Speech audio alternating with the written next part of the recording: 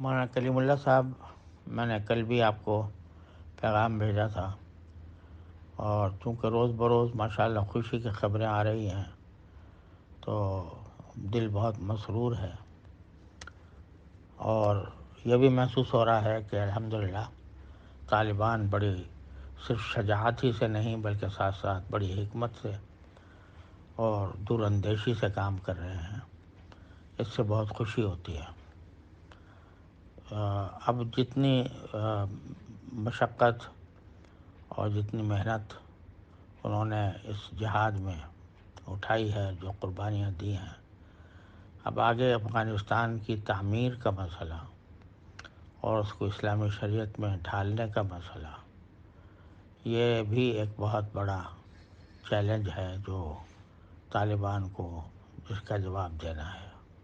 عملی طور پر جواب دینا ہے۔ اس میں میری نظر میں خاص طور پر 3 شعبے ایسے ہیں جن کی طرف توجہ دینے کی ضرورت ہے۔ جب حکومت مستقر ہو جائے، اور میں اب بھی یہ مناسب سمجھتا ہوں کہ جو 2-3 دوسرے گروہ ہیں وہ بھی کسی نہ کسی طرح طالبان کے ساتھ شامل ہو جائیں، چاہے اس کے لیے ان کو تھوڑا بہت کوئی عہدہ وغیرہ بھی دینا پڑے،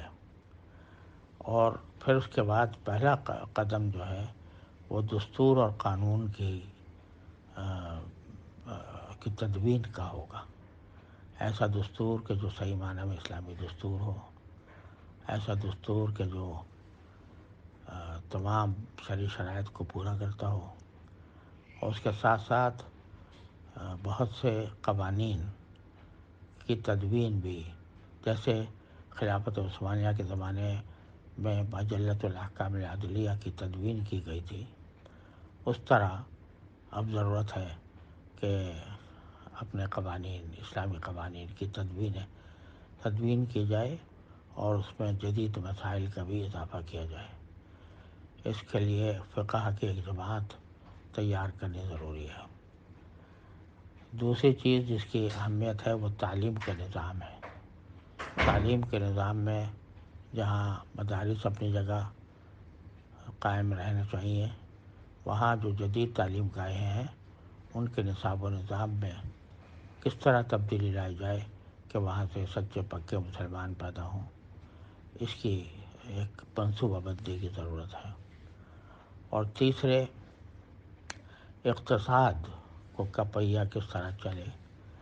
اور الحمدللہ اللہ تعالیٰ کا فضل و کرم ہے کہ افغانستان طالبان کے زیر نگیں آنے کے بعد بظاہر میرے معلومات کی حد تک کسی کا مقروض نہیں ہے، اور یہ بہت بڑی الحمدللہ بہت بڑی کامیابی ہے کہ ابھی تک کوئی قرض اس کے ذمہ نہیں ہے، اور ماشاءاللہ خود مفتوح قوموں نے انفراسٹرکچر اور بنیاد تحتیہ کے بہت سارے کام وہ کر دے ہیں جو آپ کو انعام میں ملے ہیں اللہ تعالیٰ کی طرف سے۔ لیکن ظاہر ہے کہ معیشت کا پہیہ چلانے کے لیے ضروری ہوتا ہے کہ دوسرے ملکوں کے ساتھ بھی تجارتی تعلقات قائم ہوں، اور پھر اس میں مالیاتی نظام وہ 100% شریعت کے مطابق ہو۔ تو یہ 3 اہم کام ہیں جن کی طرف توجہ کرنے کی ضرورت ہے۔ اللہ تعالیٰ سب سے پہلے تو اس بات کی ضرورت ہے کہ مستحکم حکومت قائم ہو جائے اور کنٹرول مکمل حاصل ہو جائے، اور جو کچھ مخالفین ہیں ان کو بھی کسی نہ کسی طرح اپنے ساتھ شامل کرنے کی کوشش کی جائے، اور اس کے بعد جب مستحکم ہو جائے تو یہ تینوں جہتوں میں مستقل جماعتیں بنا کر، محقق علماء کی جماعتیں بنا کر ان کے اوپر کام کیا جائے۔ آپ کا دستور پہلے بھی ہوگا، لیکن موجودہ حالات کے تناظر میں اس کے اوپر مزید نظر ثانی کی ضرورت ہوگی، اور اس کے متعلق محقق علماء کے مشورے سے یہ کام ہونا چاہیے، اور اسی طرح نظام تعلیم کا اور اسی طرح اقتصادیات کا۔ یہ میرا پیغام اگر آپ حضرت ملا ہیبت اللہ صاحب تک پہنچا دیں تو میں ممنون ہوں گا۔ اللہ تعالیٰ ان کو اس کی توفیق عطا فرمائے، اور اس بارے میں اگر کوئی سنجیدہ طلب یا کوئی سنجیدہ ضرورت ہو جس میں مجھ ناکارہ سے کوئی خدمت بن پڑ سکتی ہو تو میں انشاءاللہ اس کے لیے حاضر رہوں گا، بشرطے کہ وہ ایسی ہو کہ جو جس کی ضرورت واقعتاً آپ حضرات محسوس کرتے ہوں۔ اللہ تعالیٰ قدم قدم پر آپ کی دستگیری فرمائے۔ میرا یہ پیغام اگر امیر ہیبت اللہ صاحب اور